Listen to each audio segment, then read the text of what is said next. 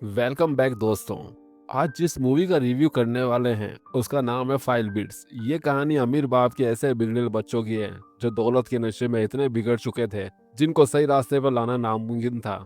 उनके father mister Francis ने उनको कैसे सुधारा, इस मूवी में हम यही दिखाया गया है। तो कहानी की शुरुआत तीन बिगड़े हुए भाई बहन को दिखाते हुए होती है, जिसमें सबसे बड़े भाई का नाम फिलिप होता है और बहन का नाम स्टेला और सबसे छोटे भाई का नाम सैम है। यहाँ हमें दिखाया जाता है स्टेला जो कि अपने पापा की परी होती है, जिसने अपने बाप के पैसों की बगिया उड़ा रखी थी। उसके चारों तरफ हमेशा 100 से भी ज्यादा नौकर चाकर घूमते रहते थे, लेकिन उसे किसी की भी मेहनत नजर नहीं आती थी। वो किसी के भी काम से खुश नहीं होती थी। यहाँ हमें दिखाया जाता है कि आज स्टेला का बर्थडे है। बहुत सारे मेकअप आर्टिस्ट उसका मेकअप कर रहे हैं, लेकिन इतना मेकअप करने के बाद भी उसे ऐसा लग रहा है कि वो एकदम चीप दिख रही है। जिसकी शिकायत करने वे अपने बॉयफ्रेंड बिंग के पास जाती है, जो कहता है बेबी तुम आज बिना मेकअप के बहुत खूबसूरत लग रही हो। दूसरी तरफ फिलिप अपने फादर मिस्टर फ्रांसिस के पास जाता है और उन्हें बिजनेस का घटिया सा आइडिया बताता है ताकि इसके फादर उसे आइडिया पर पैसे लगाएं। जिसका बेकार सा आइडिया सुनकर फ्रांसिस सोचने लगता है इस कमबख्त को मैंने कहां से पैदा कर दिया।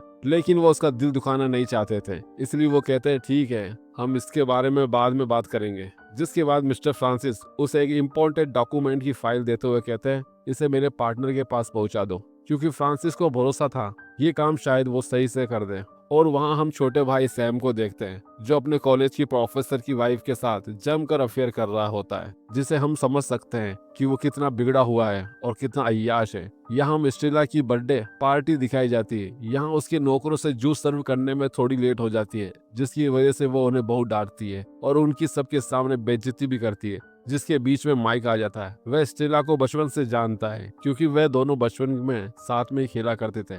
वह स्टेला से कहता है आप टेंशन मत लीजिए, आपको जो भी जरूरत होगी मैं खुद ले आऊंगा। जिसकी वजह से स्टेला थोड़ी चुप होती है। फिर बाद में उसके पास वोंग आता है और उसे पूछता है कि वो लड़का कौन था जिससे तुम बात कर रही थी। तो स्टेला उससे जवाब देते हुए कहती है वो कोई भी नहीं है, वो बस एक हमारे घर का मामूली सा नौकर है। शायद उसे ये बताने में शर्म आई होगी कि वो उसका फ्रेंड है। कुछ देर बाद फ्रांसिस भी इस पार्टी में पहुंच जाता है। वे शोर की आवाज सुनते हैं, तभी वो नीचे देखते हैं तो वो देखते हैं कि वोंग बैट से शैंपेन की बोतल खोलने की कोशिश कर रहा है, लेकिन बोतल खोलने की वजह से वो बोतल उससे टूट जाती है और वो बोतल काफी महंगी होती है। लेकिन इसके बाद भी वह अपनी गलती नहीं मानता और वेटर को ही डांटने लगता है। इसके बाद स्टेला वोंग को मिलाने अपने पापा के पास लेकर जाती है। स्टेला अपने पापा को बताती है कि मैं वोंग से शादी करना चाहती हूँ। ये सुनने के बाद फ्रांसिस वोंग से पूछते हैं कि आप क्या काम करते हैं, लेकिन उनके सवाल का जवाब वोंग के पास नहीं होता। जिससे फ्रांसिस समझ जाते हैं कि वोंग उसके ही पैसों से स्टेला को शादी के बाद घूमने ले जाना चाहता है। और ये सब सोचकर फ्रांसिस अपनी बेटी से कहता है कि मैं इस शादी के खिलाफ हूँ।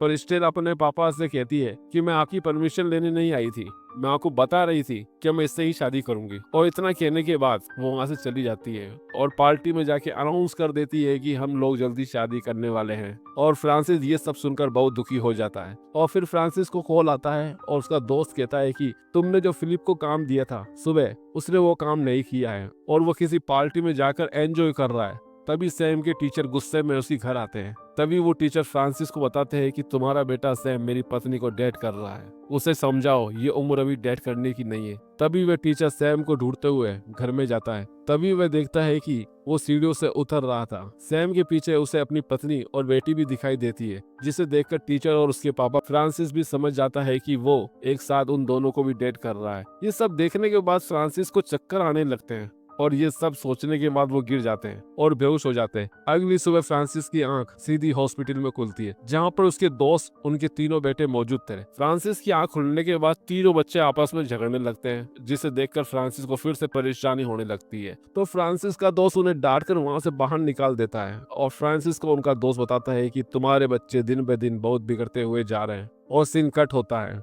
और 2 महीने बाद का सीन दिखाया जाता है। एक दिन फ्रांसिस के 3 बच्चे घबराकर घर पर आते हैं क्योंकि उनका क्रेडिट कार्ड कुछ दिनों के लिए बंद कर दिया था। और कुछ समय बाद हम पुलिस की गाड़ियां देखते हैं जो उनके घर के चारों तरफ से घेर लेती है। जब ये लोग घबराकर छत पर पहुंचते हैं तो उन्हें वहां पर उनके पिताजी दिखाई देते हैं। फ्रांसिस इन तीनों को लेकर पीछे के रास्ते से रोड पर लेकर जाते हैं, जिसमें फ्रांसिस एक रैंडम ड्राइवर को गन पॉइंट पर लेकर उसे बाहर निकलने के लिए बोलते हैं। और फिर अपने तीनों बच्चों को कार में बिठाकर वहां से निकल जाते हैं। तभी हम देखते हैं कि फ्रांसिस का दोस्त उस ड्राइवर को पैसे दे रहा था और हम समझ जाते हैं कि ये सब फ्रांसिस और उसके दोस्त का प्लान है। फ्रांसिस इसलिए ये सब कर रहे हैं ताकि वो अपने बिगड़े हुए बच्चों को सुधार सके। आगे फिलिंग के पूछने पर कहते हैं कि हमारे बिजनेस अकाउंट में कुछ गड़बड़ी हुई है, जिसकी वजह से गवर्नमेंट ने हमारी सारी प्रॉपर्टी को जब्त कर लिया है और इसके साथ हमारे सारे अकाउंट फ्रीज कर दिए गए। फ्रांसिस कहता है कि हमारा सबसे पहला सब्जेक्ट जो कि उनका फ्रेंड है और वो कल रात से ही गायब है, और वो ये कहते हैं कि पुलिस मुझे भी कभी भी पकड़ सकती है। और इतना कहने के बाद वो सबका सेलफोन लेते हैं और गाड़ी से बाहर फेंक देता है ताकि पुलिस उन्हें ट्रैक न कर पाए। और फ्रांसिस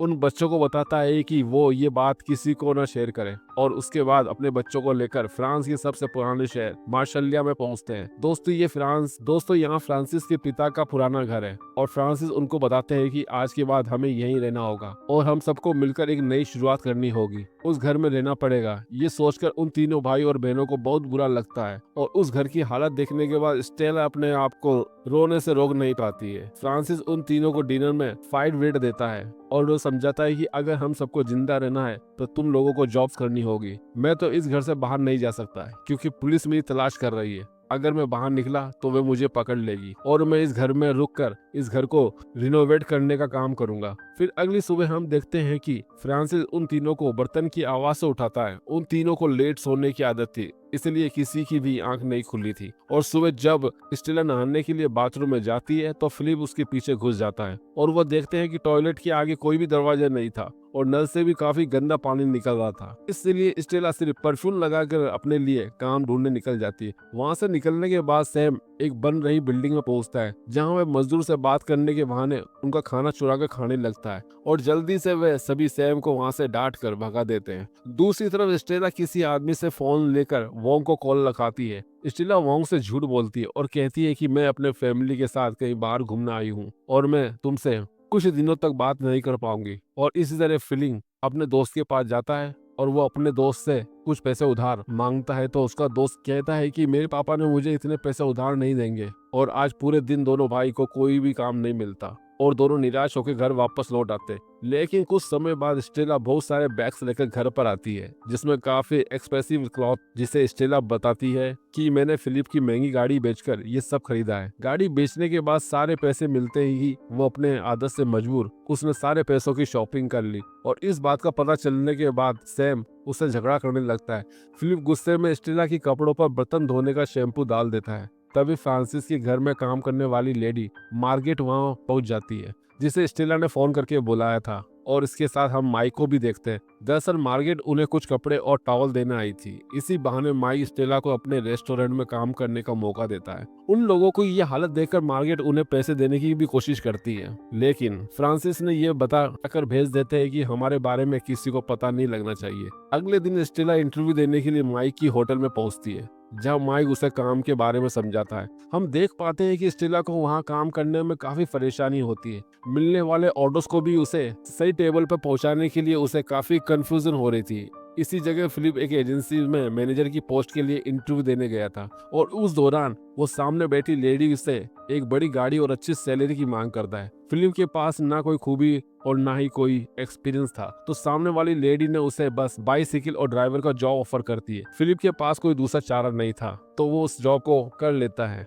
हम देख पाते हैं कि उसका वेट ज्यादा था, इसलिए उसे वो टैक्सी चलाने में काफी तकलीफ हो रही थी। हम अगले सीन में देखते हैं कि फ्रांसिस का दोस्त आया हुआ है और वो एक एक्सप्रेस बियर लाया है। पहले तो फ्रांसिस को ऐसा लगता है कि अगर उन्होंने ये सब खाया तो उनके बच्चों के साथ नाइंसाफी होगी, इसलिए वो अपने फ्रेंड पोटासियो को वहां से जाने के लिए कहते हैं। लेकिन हम कुछ देर बाद देख सकते हैं कि वो दोनों ही फुल एंजॉय कर रहे थे और जब वो लोग बातें कर रहे होते तभी उनके घर में से किसी की आवाज सुनाई देती है। फ्रांसिस जब घर में जाकर देखता है तो सैम काम पर जाने की बजाय वो घर में ही सोया था और ये देखते ही फ्रांसिस अपने दोस्त को वहां से भेज देता है। और जब फ्रांसिस खाए हुए मटन की हड्डियों को फेंक रहे होते हैं तभी सैम ये सब देख लेता है और सैम के पूछने पर फ्रांसिस उससे झूठ बोल देते हैं। वो कहते हैं कि मैंने पीछे की नदी से थोड़ी मछलियां पकड़ी थी। और ये सुनने के बाद वो मुस्कुराता हुआ कहता है कि नेचर हमें सब कुछ देती है। और सारा दिन काम करने के बाद स्टेला फिलिप घर पर पैसे लेकर लौटते हैं। फ्रांसिस फिर उन कमाए हुए पैसे से कुछ पैसे खाने के लिए निकालता है और बाकी के पैसे खर्च के लिए अलग रख देते हैं। क्योंकि आज सैम काम पर नहीं गया था इसलिए स्टेला उसके साथ खाना शेयर नहीं करती है। ये सब देखने के बाद सैम कहता है कि कोई बात नहीं, ऊपर वाला तुम लोग के जैसा नहीं है, वो हर किसी को खाने के लिए देता है। और ये कहने के बाद वो घर से बाहर निकल जाता है। वो बाहर जाने के बाद में पेड़ों पर लगे फल और पत्ते खाने लगता है, जिसकी वजह से कुछ देर बाद ही उसे उल्टियां होने लगती है। अगले दिन जब स्टेला और फिलिप काम पर जाते हैं तो फ्रांसिस सैम को कहते हैं कि तुम मेरे साथ काम पर चलो, ताकि उसके बदले रात में तुमको खाना मिल सके। और सैम भी उनके साथ काम पर करने चला जाता है। रेस्टोरेंट में हम स्टेला को एक कस्टमर के साथ झगड़ा करते हुए देखते हैं। उसे कस्टमर का ऐसा बर्ताव देखने की वजह से स्टेला सोचती है कि मैं ये नौकरी छोड़ दूं। जहां माइक उसको याद दिलाता है कि तुम भी अपने नौकरों के साथ कुछ ऐसे ही पेश आती थी। और माइक के समझाने के बाद स्टेला उस आदमी की सारी बातें भूल जाती है और वापस से काम पर लग जाती है। और फिर घर का सीन दिखाई देता है, जहाँ पर हमें पता चलता है कि स्टेला को ईटिंग डिसऑर्डर है। ये एक मानसिक बीमारी है जिसमें व्यक्ति को ज्यादा खाना खाने से डर लगता है। इस बात का पता चलने के बाद फ्रांसिस स्टेला को डांटते हुए पूछते हैं कि आखिर तुमने आज तक मुझे ये बात बताई क्यों नहीं। तो फिर स्टेला कहती है कि आपसे बात करने के लिए हमें पहले परमिशन लेनी पड़ती है पापा। और सैम भी इस बारे में कहता है कि हाँ पापा, आप हमारे मुश्किल समय में कभी भी हमारे साथ नहीं है। और फिर सैम अपने पापा से पूछता है कि पापा आप कहाँ थे जब मैं पूरी रात जेल में था। दरअसल पुलिस ने उसे नशा करते हुए पकड़ लिया था, जिसके बाद फिलिप ने उसकी जमानत कराई थी। जब फिलिप को 2 हफ्ते तक फूड पॉइजन हुआ था और वो हॉस्पिटल में एडमिट था, तभी भी उसके पापा उसे देखने नहीं आए थे। और ये सब सुनने के बाद फ्रांसिस को थोड़ा दुख पहुंचता है, क्योंकि आज से पहले ये सब बातें उसके बच्चों ने उसके साथ कभी शेयर नहीं किया था।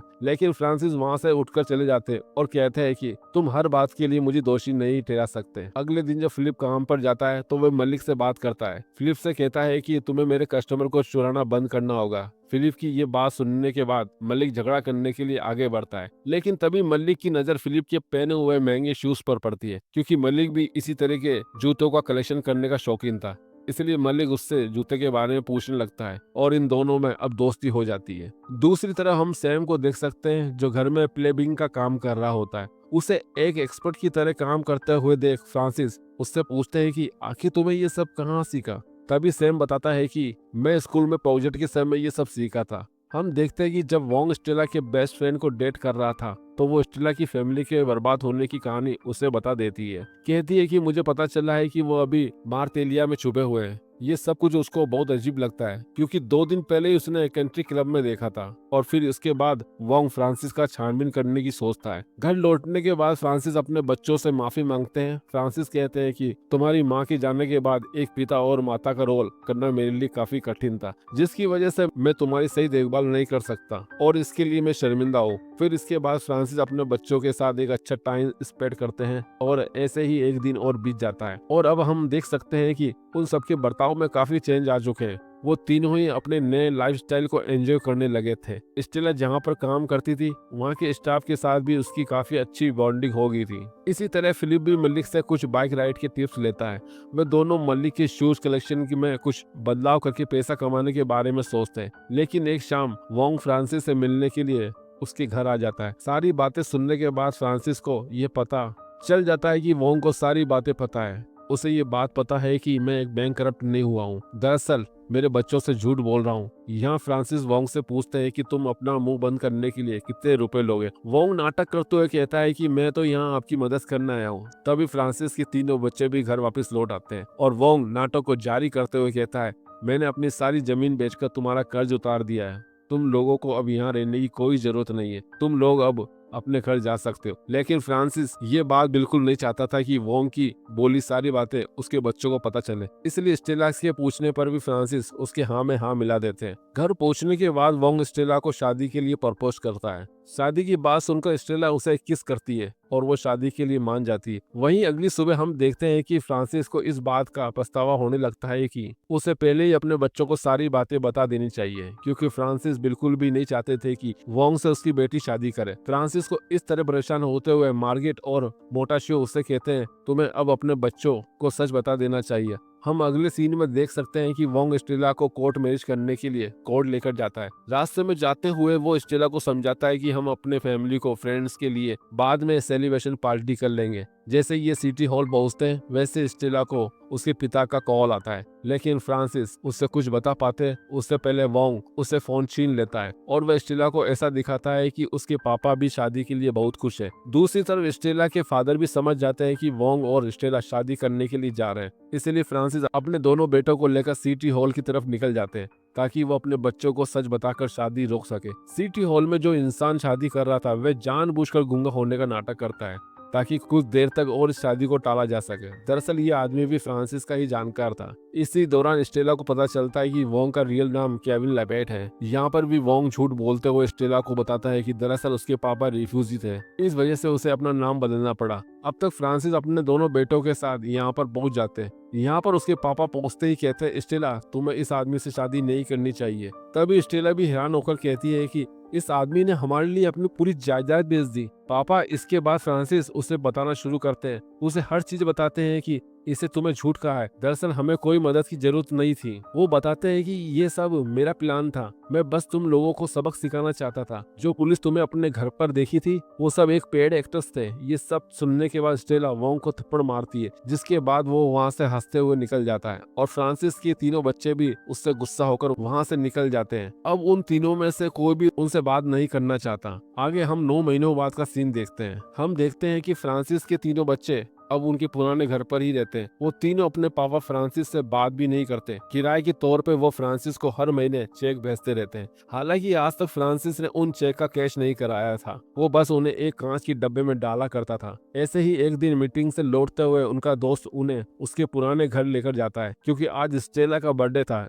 इसीलिए उसे कुछ फूल देकर घर के अंदर जाने को कहता है। जहाँ फ्रांसिस देखकर समझ जाता है कि उसके तीनों बच्चे अपनी लाइफ में बहुत ही अच्छा काम कर रहे हैं। फिलिप अब अपने दोस्त के साथ मिलकर जूते को बेचकर अच्छा पैसा बना रहा है। सैम भी अब अपना खर्च निकालने के लिए प्लेबिंग का काम करता है। इसी के साथ स्टेला भी माइक के साथ मिलकर एक नया रेस्टोरेंट खोलने वाले थे। ये सब देखकर फ्रांसिस को बहुत अच्छा लगता है। वो सब शाम में होने वाली पार्टी की तैयारी में लगे हुए थे, लेकिन फ्रांसिस को देखते ही उन सबका मूड खराब हो जाता है। तो फिर फ्रांसिस अपनी बेटी को बर्थडे विश करने के बाद आखिरी बार उससे सॉरी बोलते हैं और सॉरी बोलने के बाद फ्रांसिस वहां से निकल जाते हैं। फ्रांसिस को इस तरह से जाते हुए देखकर उन तीनों को भी अच्छा नहीं लगता। वो तीनों घर से बाहर भागकर जाते हैं और अपने पापा को आवाज लगाते हैं। फिलिप अपने पापा से कहता है, क्या आप हमारे हाथ के बनाए हुए मक्खन की रोटी नहीं खाएंगे पापा? इसके बाद हम सब देखते हैं कि सब एक साथ मिलकर स्टेला की बर्थडे पार्टी एंजॉय कर रहे थे और इसी सीन के बाद हम देख सकते हैं कि ये मूवी यहीं पर खत्म हो जाती है। आशा करता हूँ कि आपको ये मूवी अच्छी लगी होगी, और अच्छी लगी होगी तो इस वीडियो को लाइक करना ना भूलें और हमारे चैनल को सब्सक्राइब करें। Thank you very much. जय हिंद, वंदे मातरम।